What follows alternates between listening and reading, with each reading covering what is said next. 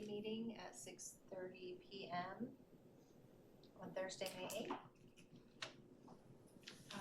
If there are any public comments, now's the time we can hear them. Are there any public comments? We haven't received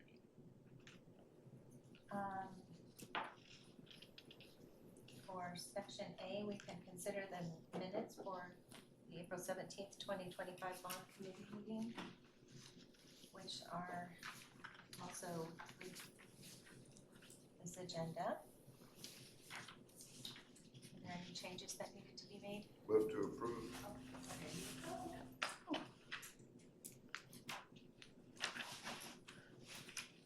Okay, any second to approve? Second. All in favor of approving the minutes from the April meeting? I guess we say aye. Aye. Okay. And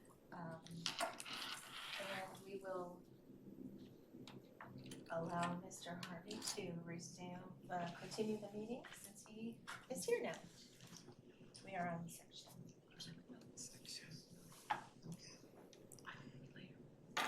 Sorry I was late. I had to return an email from the events planner. Oh. Okay, so we are on item B, and this is Parks and Recreation and Library Tour. I'll turn it over to Mr. Finch. Thank you, Mr. Chairman. And actually, before we go on the tour, I'll let you know, I did receive an email from Michael. Michael's coming, he knew he was gonna be a little bit late for work. So if I suggest that Bart was going to do a presentation on parks, maybe we do that first, and then hopefully that gives Michael a chance to get here before we do the tour. Take it away, Bart. And Bart is our Director of Parks and Recreation. All right. Well, thank you all for the opportunity to be here tonight.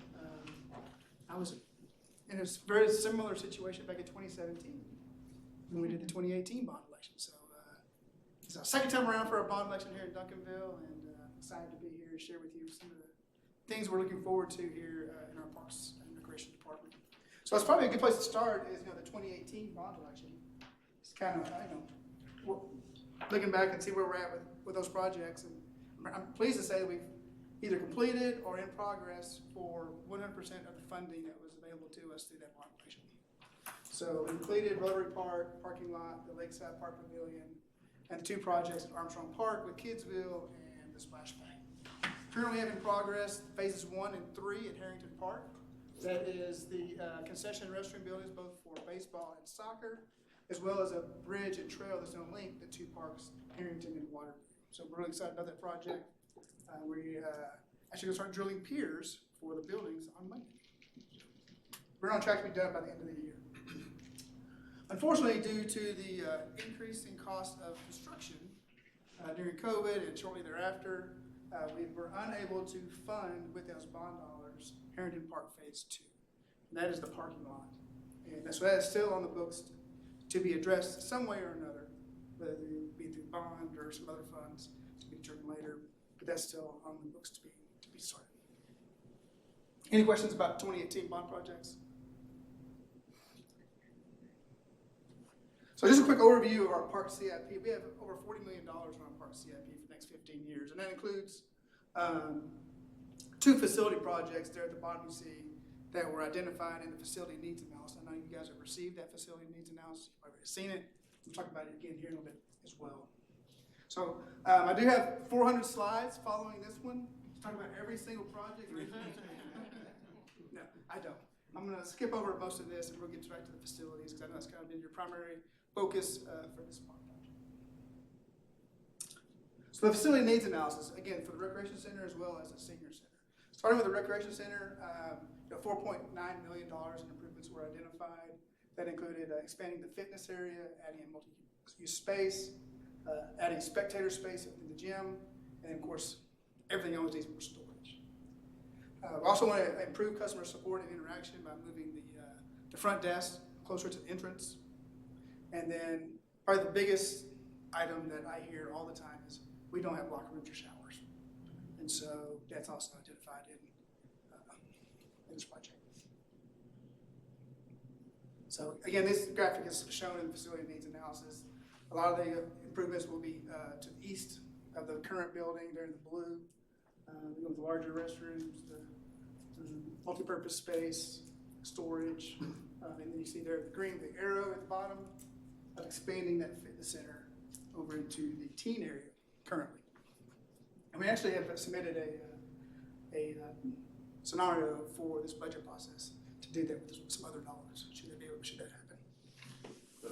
Mr. Stevenson, so the new construction is on vacant land today, but still part of the rec center, so it's gonna be. Correct, it kind of goes into the parking lot. So you see the parking lot here on the east of the building, kind of goes off into that parking lot. Okay, so that orange is the new. Yeah, I'm sorry, blue, I was looking at this, the bubble drawing. Yeah, you're just kind of red up here, but it's blue in the middle. Yeah, cause I'm looking up, Yeah. up there, it's got the airplane up Yeah, there. And this space up here is an outdoor space, it includes sand volleyball and outdoor fitness. Okay. So yeah, so this is the current fitness room, this is the teen room next to it, so, right on the front of the building. So the showers and locker rooms are gonna be in the new construction? Well, this is kind of a, yes, they would have to be, because there's just no space currently, it's big enough. I have a question. Mhm. I'm not a member of any gym, and so I don't know these things, but, so do most gyms have showers and locker rooms? Absolutely. Okay, Absolutely. thank you. So we have a lot of people who work out early in the mornings, lunchtime, and in the evenings. So there's no place for them to change clothes, or if they come in the mornings or at lunch, there's no place for them to shower afterwards to go to work or wherever they're going for the rest of the day. Question, how many Yes. parking spots are taken up by the new construction? I would say it looks like roughly 20 maybe. And how many extra people coming to the facility would you anticipate with this new addition or this renovation? We haven't done that kind of study yet. I don't want to give you a good answer. I can make something up that would be I'm just helpful wondering today. if the parking would Yeah. be adequate. We do have more than ample parking for now. We do have parking across the street for anytime we have overflow, they quickly go over to the senior center parking, which is always available, of course, in the evenings. I have a question. Yes. So at the launch of your presentation, I may have missed it, Yeah. the coupling of the recreation center / library. I know you haven't gotten to the library Mhm. part yet, Mhm. right? Right. Okay. Right. Okay. I'm not sure, well, in this presentation, I'm not gonna focus on the library. I know we're gonna take a tour, and Hannah is here with us tonight. If she can talk, on the tour, she can talk through some of the things that they're looking at doing for the Okay. library. It's not part of this presentation here. Gotcha. Although you can see some of the additions they were looking at doing, some media rooms, I think studies, right? Study rooms, Yeah. and then I think staff space. Yeah, so you can see what they were looking at adding, again, going to the west of the building, add space for the library. Okay. Again, that came out of the facility needs analysis. Those are just bubble drawings, so it may or may not be exactly in those locations. So. Now moving to the senior center, they identified 1.9 million in improvements. I will tell you that seems a little bit low to me. I think further in our documents, I know Mr. Finch has put out a CIP project pamphlet here. I get identified 5 million in that. So I think they're a little bit light on this. But 5 million is probably closer to what it's going to cost to provide additional indoor recreation and programming space. They want a dedicated fitness space. Senior centers are changing. It's not your grandmother's senior center anymore. They want active recreation, fitness, movement, pickleball. You'll see pickleball. You will see pickleball on here.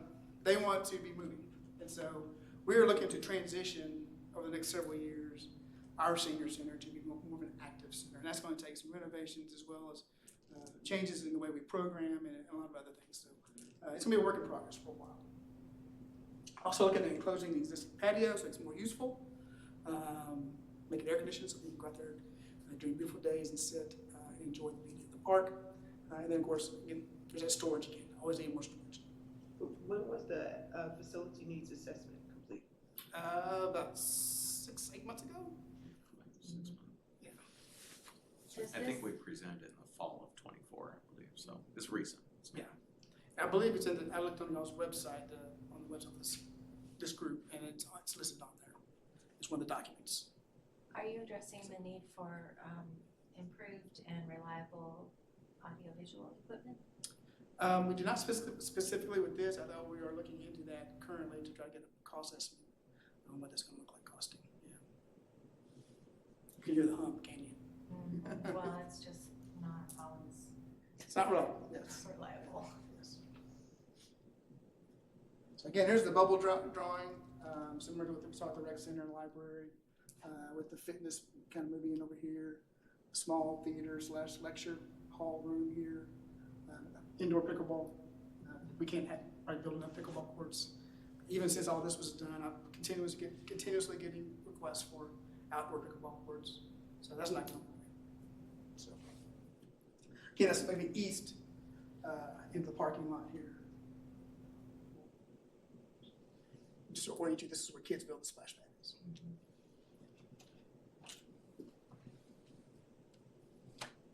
We recently completed 2 different master plans, one being the LAD master plan and the other being the dog park. I'll talk just briefly about both of these. This is the final LAD master plan that was approved by council for the LAD master plan. Just real quickly, kind of returning this southern area to the Savannah Prairie that it used to be, as well as doing that to the northeast corner, moving the parking where it is now over here to Santa Fe, adding an outdoor educational open building, an outdoor nature playscape of some sort for the kids, keeping our beaver pond with a nice little boardwalk. Some of the highlights of what they envisioned for the LAD master. The opinion and probable cost for the entire project would be close to $9 million. They did have identified a phase 1, and I recently spoke to them about putting a price tag to that. It's kind of hard to do that, not knowing exactly how much concrete, how much drilling you're going to put in for that first phase. Somewhere in the $3 to $5 million range is what they thought.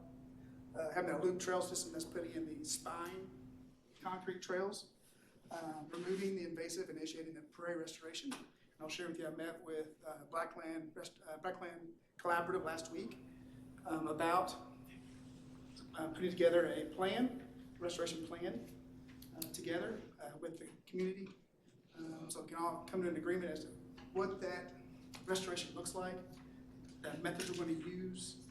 As I'll tell you, there's 4 or 5 different methods, and everyone has their favorite. So we need to get the community all kind of on board as to what our approach is going to be to restoring the prairie. Stabilizing 10 Mile Creek, we have some erosion issues with an abandoned, so we need to address that.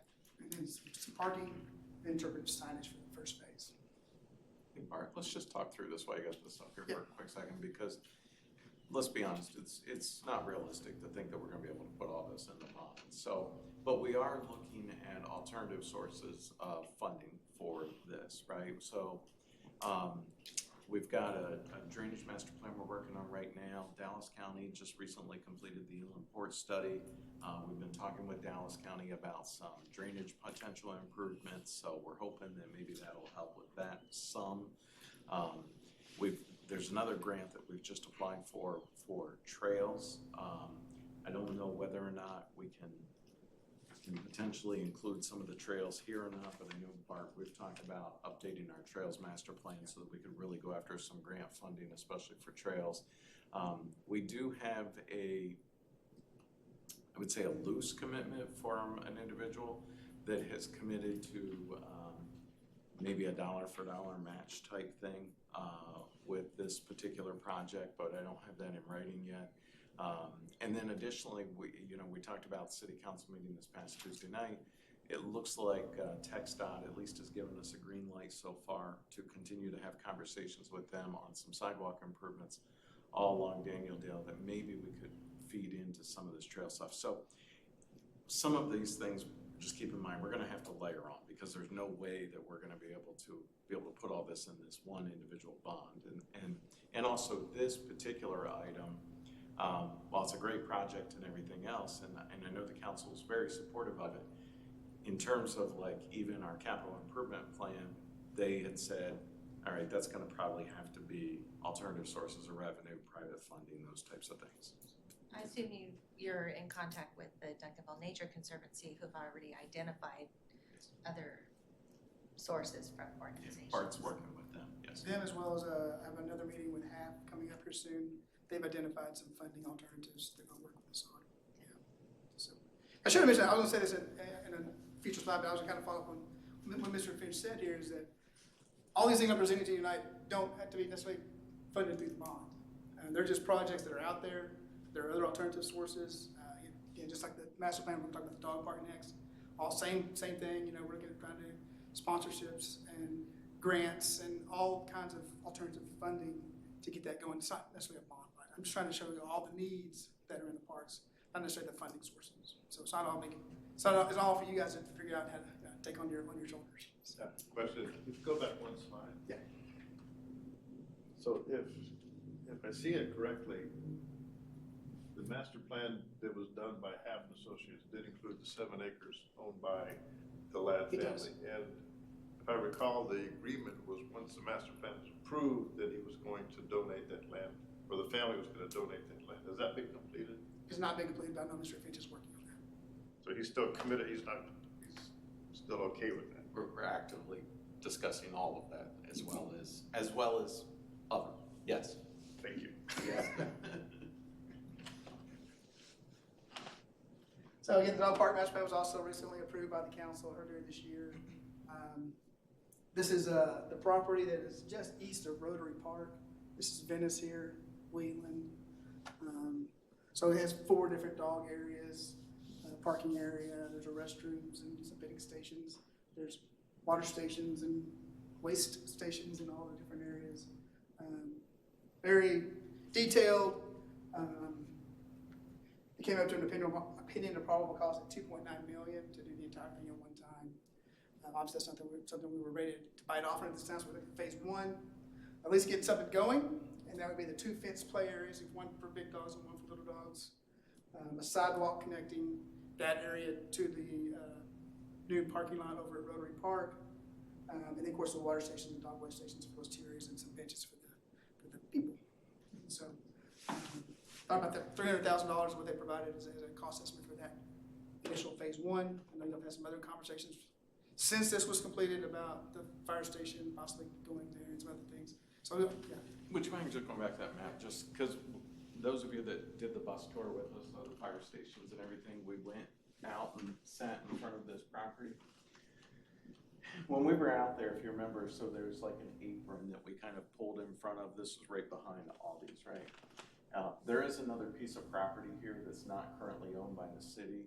We're hopeful that maybe that can become city property, and we're really hoping for a donation, but those are still in discussions.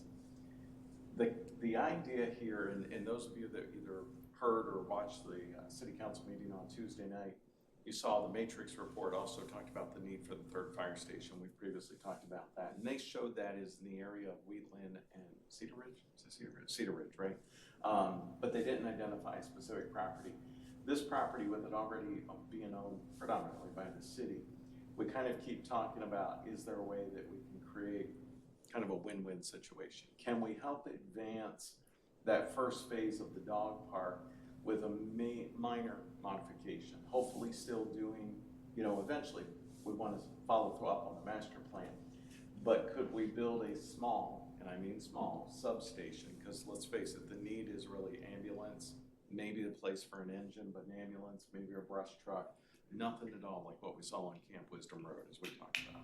This is a very small substation that is basically a place for the ambulance to dispatch from to make sure that they meet the minimum standards in terms of time. So if we could, the thought being, if we could work together and collaborate and kind of come up with a situation where we could put that small substation right up here in the front, and it wasn't necessarily identified in the plan, but if we have a parking lot, maybe back through here, Bart and I talked about, or whatever the case, so that the ambulances can pull into the fire station, and we could also build and run the water lines to put in restrooms kind of in this area, whether or not a parking lot, kind of thing. We still want to make sure that we honor the work that went into the dog park master plan and that we do that. But if we could create a win-win situation where we could affordably put in that 3rd fire station and also kind of help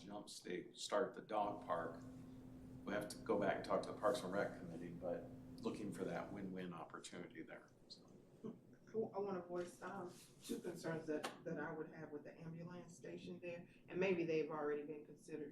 I believe this is just down the street from Byrd Middle School. Is that right? That's right. Yes. So I was a crossing guard at that corner, and when the sun hits right, the cars cannot see at all. There were many a student, they're middle school students, they do not pay attention. So the idea of the sun hitting where it hits and an ambulance, an emergency is concerning for me for the. Sure. for the Isn't students. that down a little bit further though? So this would literally, like, Aldi's is literally right here. Right, So so it's the, right behind. the middle school students would leave even though they weren't supposed to Okay, and go to Aldi's for snacks okay, and go to CVS for snacks, even though their parents dropped them off gotcha. at the school. Or you had students coming from the apartments that were near, not the, is it apartments? Somewhere near, Tom Thumb, I think that's the grocery store there. Further, Yeah, they would walk down this way, but, yeah, so that was a Gotcha. concern. Yeah, right now, one of the challenges that we're having is that southwest quadrant of the city, and many of you have heard this already, we're not able to meet the 4-minute response time. And so that's where, what the recommendation is from the consulting firm is that we put a fire station somewhere in this area along Wheatland, right here or south. You know, then you have a residential area, Greenstone, right, South Greenstone, cutting down the Daniel Hill. Or, you know, I guess another option is we could look at Clark, right, out onto Clark on the Duncanville side, obviously. But this area right here, this intersection, is what they say would be the most ideal, the most logical. But we certainly understand what you're saying. And obviously we had a situation there not too long ago, so. Where the crossing guard got hit. Yeah. Was it at that school? Yes. Is at the school, yeah. I took you. Yep. Greenway and Wheatland. Yeah, that was where I was a crossing guard. So just kind of wrap up, this is kind of Just a couple of seconds. Mark's list of priority needs, if you will, for Parks and Recreation. This first short-term needs really is based upon the things that are kind of outstanding to be done with the bond election, the 2 master plans that we've addressed. Again, I'm not suggesting we fund the entire projects, but at least getting them going, showing the community that we didn't do these master plans just for them to sit on the shelf. We actually want to take action and do something with them. Hopefully those phase 1s of something. These are your priorities in order. Is that? Not in order, no order. Heron Park Phase 2, the parking needs are still there. We're growing exponentially when it comes to tournaments on weekends. Recreation ball, both for soccer and baseball, is kind of waning. Everyone's going to this travel ball now, and so terms are certainly taking a turn upwards. That brings more people to the park, and that parking issue is not going away. So we're going to expand the recreation center. That's probably the one thing. Expand the recreation fitness area, specifically the fitness area. Again, we've submitted a scenario for the budget. Hopefully that may get addressed through that. But that was approved last year. There was, with the funding had to be diverted to another project. So we just put a halt on it. But we already told everybody, hey, it's coming. And so we have people who are looking forward to it and still looking forward to it. So we'd like to address that. And then trails. I don't really go on that. I think we're going, as Mr. Fish mentioned, we're working on securing funding for next fiscal year to do a master plan, park master plan, as well as a trail master plan. So a lot of that, what that looks like may come from that. But I'm just saying that's the number one thing in our current master plan is trails, as identified as a community. And I would anticipate when we redo the master plan next year, it will still be the number one thing on the wants list from the community. And that's consistent not just with Duncanville, but with the entire country. Everyone wants trails, connectivity from their homes to their parks, to their schools, to their business areas. Trails are really important. So you're saying that's not in order, which one do you No. want at the, If you were asking, more probably, important, yes. to me, the Harrington, Harrington, right? yeah, I think that's probably the Would biggest dog parks need. be next? Or the trails? I Um, get the lad, but. Putting them on the spot. Yeah. Probably the fitness center again, because that's a pretty small. That's what everybody's That's kinda like $300,000. That's not a big, huge number. Well, in city dollars world, it is in my personal world, and not in city dollars. City dollars. Yeah. So, and then again, the others, probably will be more dictated as to how the council wants to move forward with those projects. I know there's been strong, this is Mr. Fisher stated, using alternative funding for those projects. Correct me if I misunderstood. So you're saying Park Phase 2 is primarily needed because of tournaments, not necessarily because of the additional residents using the facilities that are being Well, built? that does include additional residents for sure, 'cause a lot of our residents are moving to those travel ball teams as well. It's not just teams coming here. Our kids are now playing on these travel teams, and so, but we still have recreational ball too, so they take up a big chunk of the weekday use. Like they're pretty much 80% of our weekday use. But the weekends have kind of moved a little more towards the tournament usage. Art, I'm sorry, just back on that slide real quick. Those are the short-term needs. Do you remember ballpark prices? The phase 2, I think, was 3.3 million. And on the Harrington, are those any rentals that are going on with other entities? As far as, do you all rent out? We have a few rentals, we have a few outside organizations come in and do run the tournaments. But for the most part, it's actually our youth association that's running them. Okay. Yeah, they've just expand their program to include what's called select ball or travel ball Okay.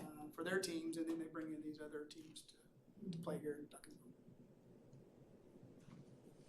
What's the value to the city of having these tournaments versus having them in Cedar Hill or DeSoto? Oh, for sure. Sports tourism. It's one of the biggest growing industries in the country. I could probably give an entire hour speech on the importance of sports tourism. Look at the field house as a prime example. We're already got our foot in the water on sports tourism. But these youth sports tourism dollars, I think it's like a $7 billion business now, nationwide. The communities are using it as an economic development tool to bring folks to the community to shop at their shops, eat at their restaurants, stay at their hotels, spend money here in Duncanville.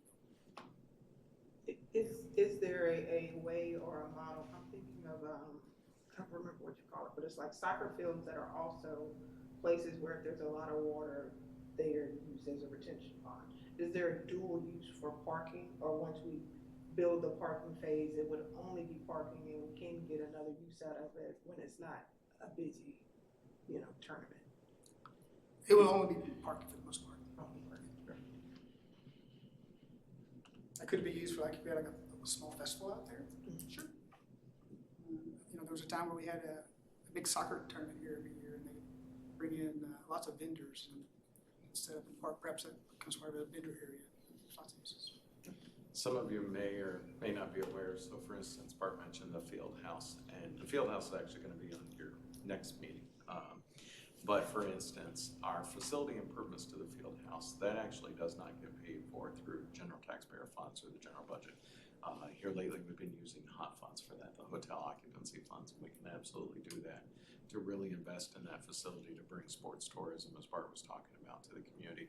We have a bill currently in the legislature that if it gets signed into law, would allow us to use hot funds to promote sporting events, and that would include at any city facility. So that would include not only the field house then, but that would also include exactly what Bart's talking about, tournaments at the parks, ball field improvements that we need, potentially even these parking lots and those types of things.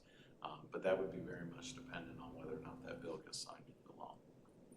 Do we actually have figures or any sort of projections about I understand it's a $7 billion industry. Right. But what part of that, do we have any estimates about what would trickle into Duncanville? Versus, because Harrington's over there right over there by DeSoto and Cedar Hill too, so I can see it go both ways. Do we have any, 3.3 million, we gotta do an evaluation about what's coming back to the city, right? Well, I don't want to characterize it as needing the parking just for tournaments.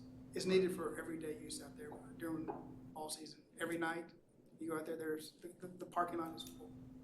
So it's not just for tournament usage, but it would be a benefit for the tournaments for sure.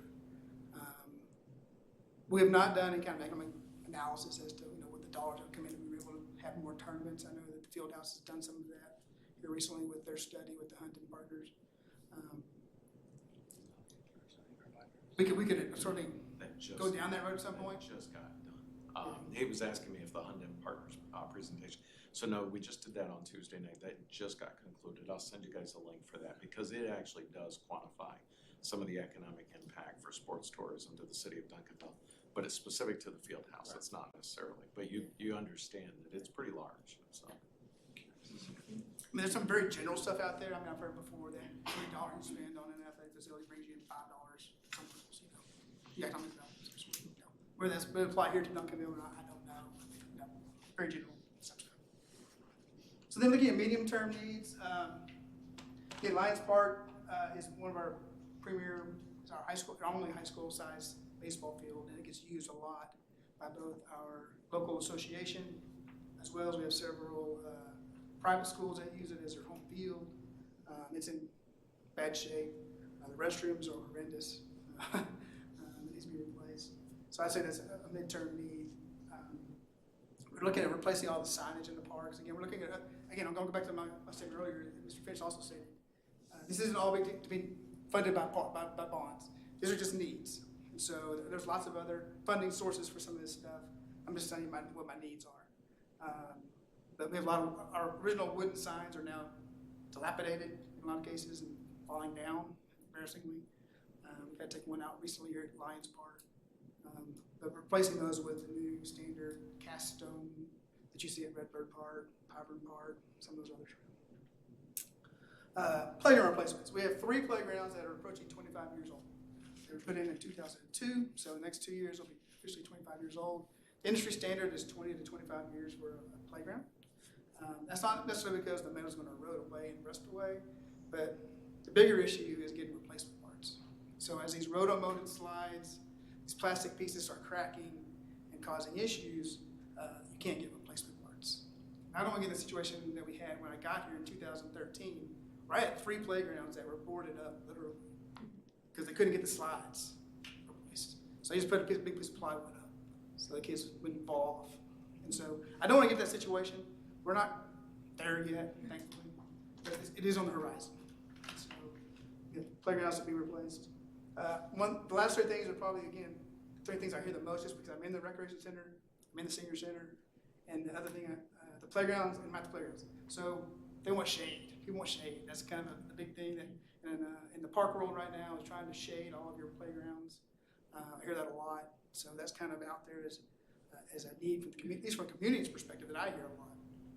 And then, of course, the recreation center expansion, the senior center expansion. So, again, I'm not identifying how you fund these things. I'm just letting you know that these are the things that I see as priority projects, both from the short term as well as a medium 3 to 5 year term coming up on the horizon. Or maybe briefly just touch on what the seniors or the service center recreation or expansion also means to you, the service center. On the service center, yes. So currently, I know you guys took a tour of the service center, I believe. That used to be our home for our park maintenance staff. They outgrew it, so I'm gonna say they kicked us out. They weren't sad to see us go. So when the old fire station became available or emptied, when the new fire station was built on Camp Wisdom, we were fortunately able to move our park maintenance staff to that facility to house all of our park maintenance staff. That includes everybody from regular park maintenance, horticulture, athletics, as well as our litter crew.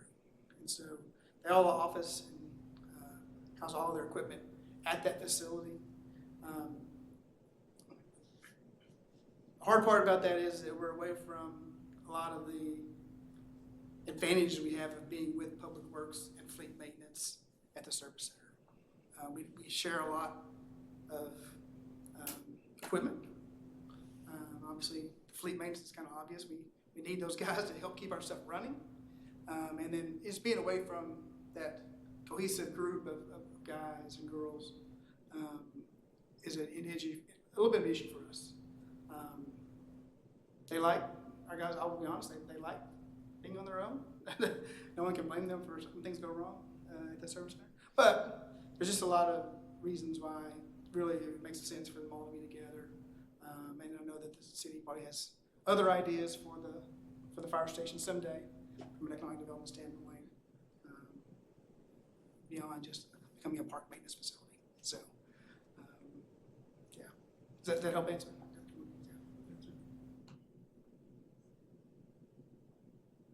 So that is the end to my presentation. Again, I'm coming to you with problems and not solutions sometimes, I feel. But I do want you to know that I'm not looking for you to fix all my problems with bonds. But I'm just trying to share with you my needs, and I know we're all collectively, as a staff and as a administration and the council are working, trying to find ways to fund these things moving forward.